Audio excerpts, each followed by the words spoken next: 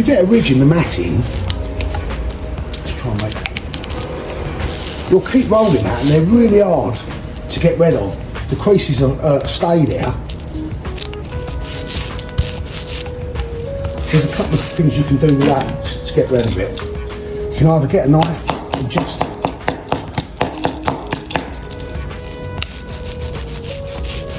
loosen like that,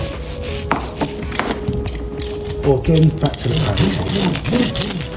But most of the time you should be able to just get them ridges down with a roller.